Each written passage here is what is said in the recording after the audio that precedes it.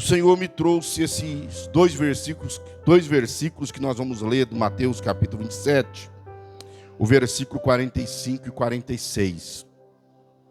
E eu quero compartilhar com os irmãos esta palavra, talvez um pouco parecida com a mensagem que eu ministrei aqui domingo. Talvez eu até diria que seria uma continuação da mensagem de domingo, no culto dos jovens. Diz o texto, Mateus 27, versículo 45 e 46. E desde a hora sexta, 9 horas da manhã, houve trevas sobre toda a terra, até a hora nona, às 15 horas, 3 horas da tarde. E perto da hora nona, exclamou Jesus em alta voz, dizendo: Eli, Eli, lema sabachthani, isto é, Deus meu, por que me desamparaste?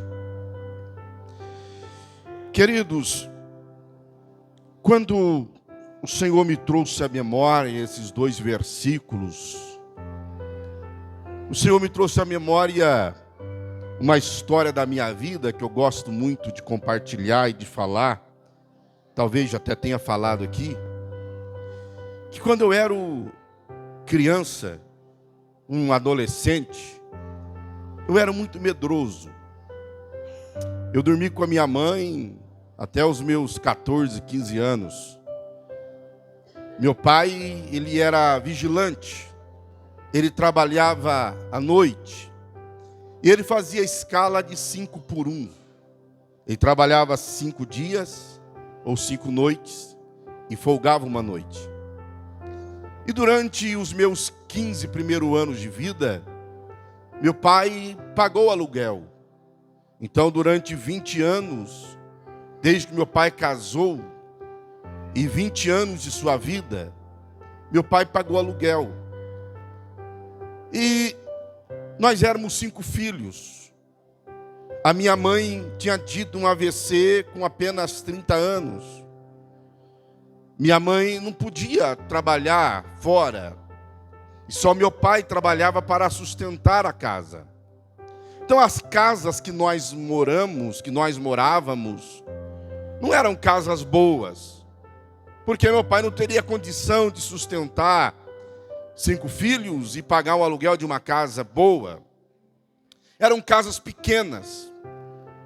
Mas a última casa que meu pai pagou o aluguel era uma casa de 2 quartos. Tinha um quarto que não tinha ventilação nenhuma, um banheiro, a cozinha e o outro quarto. Esse outro quarto era onde nós, os homens, dormíamos. Tinha ali 2 beliches e nós dormíamos ali. A janela desta casa era daquelas de madeira, que tem vários filetes de madeira. E acontece que era uma casa velha, e aqueles filetes de madeira, para entrar ventilação, haviam quebrados. Então faltavam alguns. E à noite, a luz do luar produzia sombras na parede do quarto. E aquilo me trazia muito medo. E meu pai não tinha televisão, nós não tínhamos televisão. E eu ia, como todo adolescente que não tem televisão na sua casa, eu ia na casa dos vizinhos assistir televisão. E aí você assiste o que eles assistiam. E muitas vezes eram filmes de terror. Mas você não queria mostrar que tinha medo, você assistia. Mas aí à noite, a situação complicava. Porque parece-me que eu via sombras andando na parede.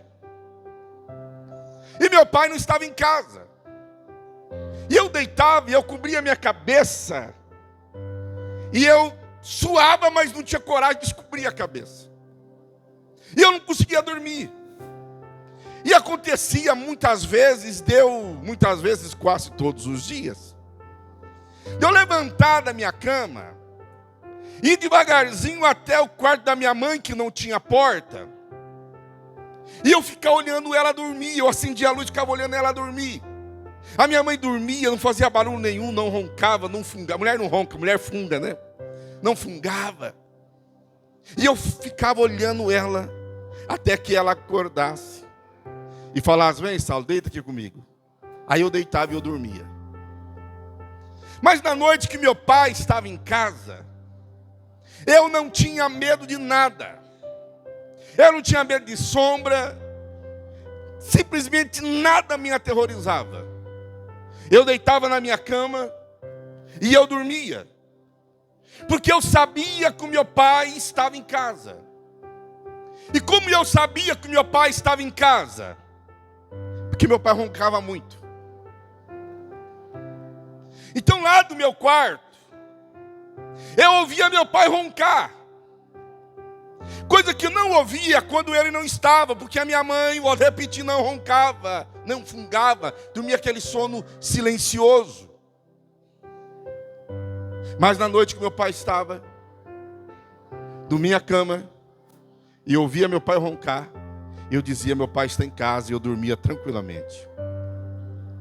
O problema do meu medo não era o medo da noite em si. Quando eu faço uma reflexão sobre o meu passado, e foi o que eu dirigindo, pensando, e lembrei-me que o problema não é a noite, o problema é o silêncio da noite.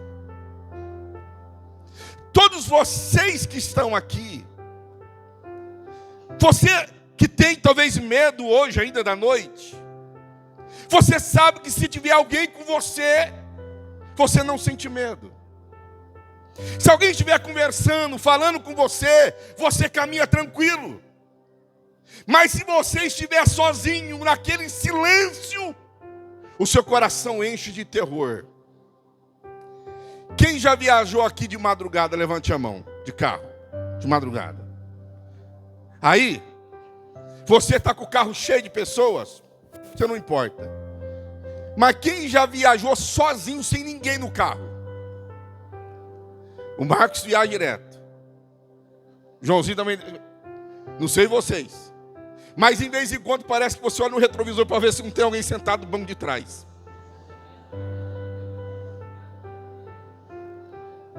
Se vocês der risada, porque muitos fazem isso aqui, não tem coragem de...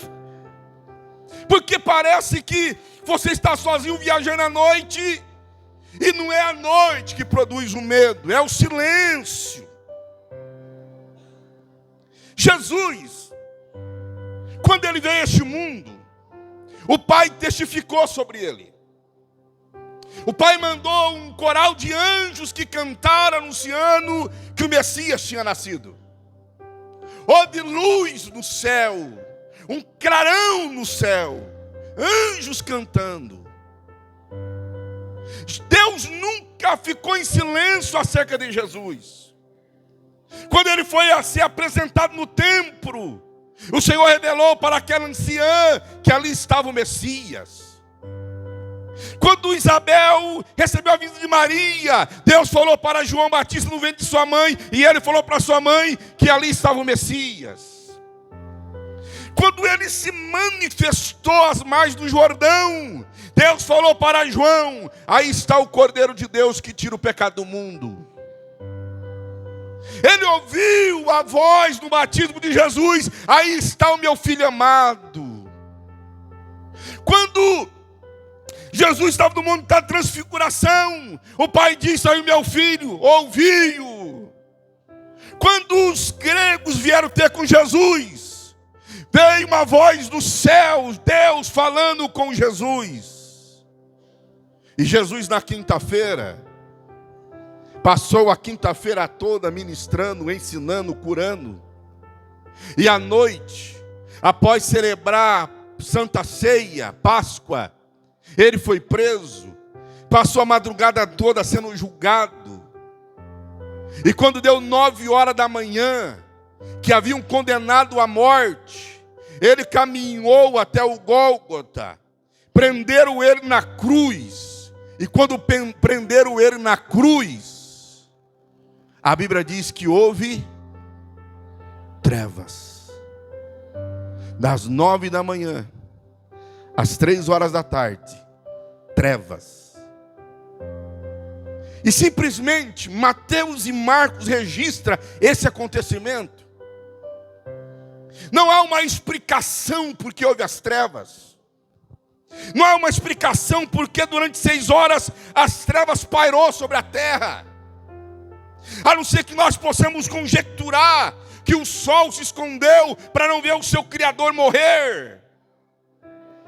Mas simplesmente não há explicação nenhuma no texto de Mateus e nem de Marcos o porquê houve trevas. Mas quando está chegando ao final das trevas, se ouve uma voz, a voz de Jesus, dizendo: Deus meu, por que me desamparaste? Só que Jesus não está falando uma palavra lançada ao vento. O Senhor Jesus, ele está citando o Salmo 22. E no Salmo 22, o salmista diz: Deus meu, por que me desamparaste? Por que te alonga nas palavras do meu bramido e não me auxilias? Deus meu, eu clamo de dia e tu não me ouves, de noite e não tenho sossego. O que Jesus nos faz entender quando nós compartilhamos a palavra é que naquelas 6 horas o pai não falou nada com o filho. Durante aquelas 6 horas o pai ficou em silêncio. O pai como que virou o rosto para não ver o filho. O filho que nunca havia pecado, mas que naquele momento o pecado de toda a humanidade estava sobre ele. E o pai, ele vira o olho, ele vira o rosto, como que deixando o seu filho sozinho. Aí você me pergunta: mas de Deus foi muito mal. Eu vou explicar para você isso aqui. O Flávio está tendo que tomar injeção. Quantos de vocês, pais, mães, já não levou um filho para tomar uma injeção? E quando a criança ela vê aquela agulha, o que ela faz? Ela dá risada? Andréia dá injeção lá na farmácia? A criança dá risada? Ela começa a chorar. O pai está segurando o filho. O pai sente a dor. Mas o pai sabe que ele não pode sair dali correndo com o filho. Porque ainda que a injeção doa e vai doer, só que a injeção vai trazer a cura para o filho. E o que é que os pais fazem? Quando vai aplicar a injeção no filho, ele fica olhando para a injeção? Eu já levei com a minha esposa filho no hospital. E nunca gostei disso. Mas o pai, ele vira o rosto, a mãe vira o rosto ou fecha os olhos. Ela não quer ver a criança sendo picada. Mas ela não pode impedir o processo da injeção, porque a injeção vai trazer cura para o filho. Quando Deus vira o rosto e Jesus se sente abandonado, o que o pai está fazendo é isso. Ele está vendo o seu filho sofrer, mas ele sabe que não pode impedir o processo, porque é através do processo do sofrimento do filho que a humanidade será salva. É através da morte do filho que nós seremos perdoados.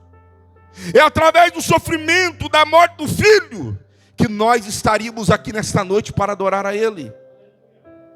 Então, por mais que a vontade do pai é arrancar o filho do sofrimento, mas o pai se cala. Porque o Pai entende que o processo é necessário para que a vitória venha a toda a humanidade. Quantas vezes Deus fica em silêncio conosco? Quantas vezes as trevas caem sobre nós? Quantas vezes a noite vem contra a nossa vida? E tem luta que nós passamos que não produz um sofrimento tão grande em nós. Porque tem luta que nós passamos que em todo momento Deus está falando conosco. Sim ou não? Sim ou não? Já passou pelo sofrimento que antes de você começar Deus usou um profeta? No decorrer do seu sofrimento Deus falou com você até que você atravessou do outro lado? Mas não tem noite que nós passamos que Deus simplesmente não fala nada conosco? E o que nos machuca e o que dói não é a noite, não é a luta, mas é o silêncio, que nós não ouvimos a voz de Deus. Talvez você chegou aqui nesta Santa Ceia e você tem buscado ouvir a voz de Deus, e Deus não tem falado nada para você. E não é que Deus te odeia, não é que Deus não cuida de você, é que Deus entende que o processo na tua vida é necessário. É um processo que vai trazer amadurecimento, é um processo que vai lhe trazer vitória, é um processo que vai lhe colocar em outro patamar, na presença dEle, na casa dEle, diante dEle e diante dos homens. Há momento que Deus não vai falar nada, que Deus vai simplesmente se calar. Ele não vai levantar profeta, Ele não vai dar visão, Ele não vai dar sonhos, Ele não vai falar através da pregação, Ele simplesmente vai se calar a teu respeito. Mas não é que Ele abandonou você, não é que Ele desamparou você, é porque Ele também sente a dor que você sente, Ele sente a luta que você está sentindo, mas é necessário passar por este processo. É necessário. Eu estava pregando aqui domingo, numa mensagem que Deus colocou aqui no púlpito do meu coração. Eu estava dizendo quantas vezes nossa oração não é respondida. Ainda que Ele não é homem para que minta, nem filho do homem para que se arrependa. Ainda que Ele diz que nos ouve, ainda que Ele diz que nos responde, ainda que Ele diz que está conosco. Mas quantas vezes nós passamos por esse processo e nós queremos desanimar, nós queremos abandonar. Imagina se Jesus diz assim: Pai, eu não aguento ficar sozinho, eu estou indo embora dessa cruz. E Ele, como Deus, porque na sua humanidade Ele foi 100% humano, verdadeiramente homem, mas verdadeiramente Deus. Ele disse: se eu quiser eu ordeno, e um anjo só vem. Imagine se Ele diz: eu vou clamar um anjo para destruir e matar todos vocês, e vou livrar desse sofrimento. Mas Ele entendeu que o silêncio de Deus naquele momento para a sua vida era para que todas estas vidas fossem alcançadas pelo sacrifício dEle. Você consegue entender quantas vidas serão abençoadas através da tua? Você consegue imaginar quantas vidas serão alcançadas, serão revestidas? Mas pastor, eu não estou ouvindo Deus. Realmente, quando eu não ouvia meu pai roncar porque ele não estava em casa, então eu ia até o quarto da minha mãe, eu acendia a luz e ficava lá até ela acordar. E era olhar para mim, aquele menino raquítico, magrelo, e dizer: vem Saulo, deita aqui. E toda mãe tem um cheiro que é maravilhoso, não é verdade? Parece que nós filhos trazemos na nossa memória, no subconsciente, o cheiro materno. E como era gostoso deitar do lado de minha mãe e ficar ali, sentir o calor dela, sentir o cheiro dela. Aí ela pegava, com licença Adriano, e começava a passar a mão aqui na cabeça. Aquele cafuné gostoso, que você relaxa e todos os medos vão embora. O meu pai não estava lá, eu não ouvi o ronco dele, mas eu vou até o quarto e eu vou ficar lá até que a porta se abra, até que a mãe se acorde, até que alguma coisa acontece que traga alívio para o meu coração. Se você não está ouvindo a voz de Deus, não é hora de abandonar, não é hora de voltar para trás, é hora de ir até a porta. Ele diz: batei na porta e abri-se-vos-á, e fica lá até que a porta se abra. E o Senhor diz: entra aqui, meu filho, toma o refrigério, porque a tua vitória chegou. Não é hora de abandonar, é hora de buscar ainda mais.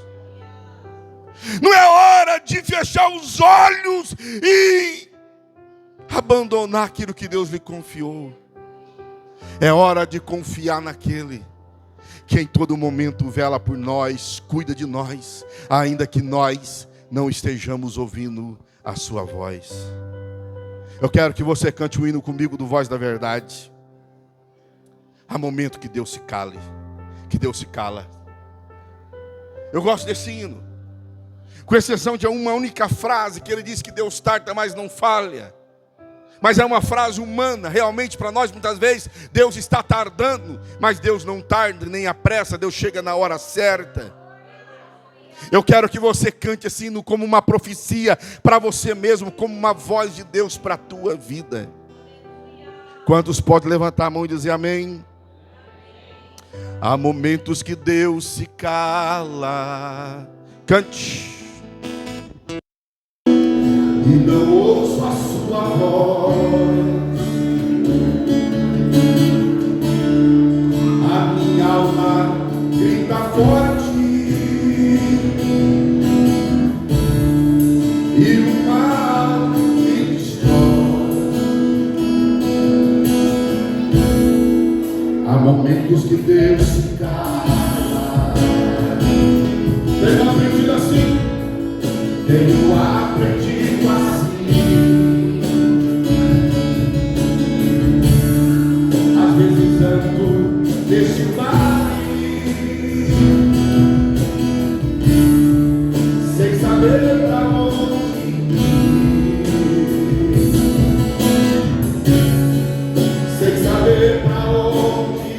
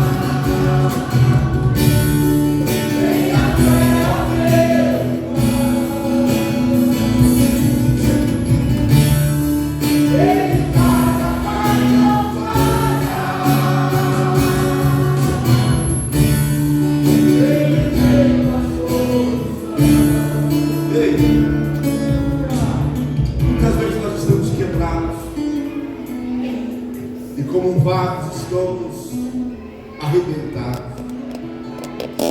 Aí alguém diz: não tem mais solução para esse vaso, que ele se quebrou.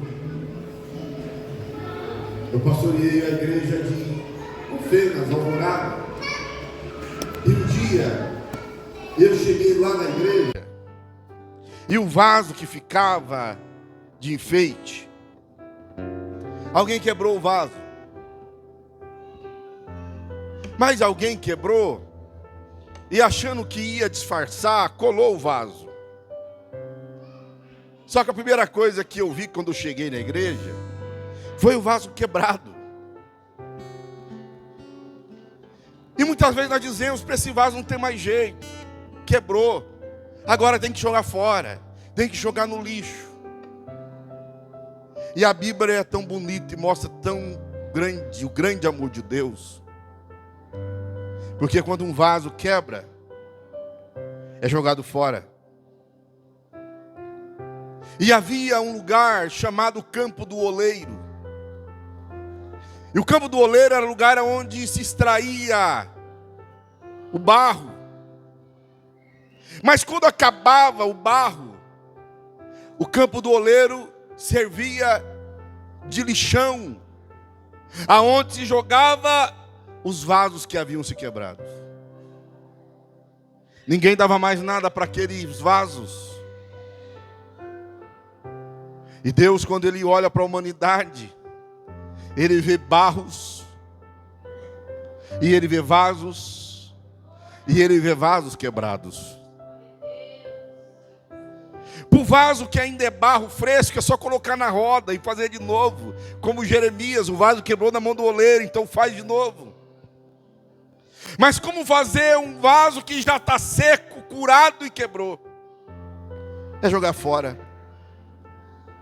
Então a Bíblia diz que Jesus ele é vendido por 30 moedas. O preço da traição, 30 moedas. Judas, cheio de remorso, vendo o que tinha acontecido com Cristo preso, ele vai até o templo e quer devolver para os anciões o dinheiro. Eles não querem. Então ele joga as moedas. Aí eles vão lá, pegam essas moedas e diz aqui assim: isso aqui é dinheiro de sangue. Nós não podemos colocar na arca de novo. O que nós vamos fazer? Então vamos comprar o Campo do Oleiro para sepultar os gentios. Quem eram os gentios? Vasos quebrados.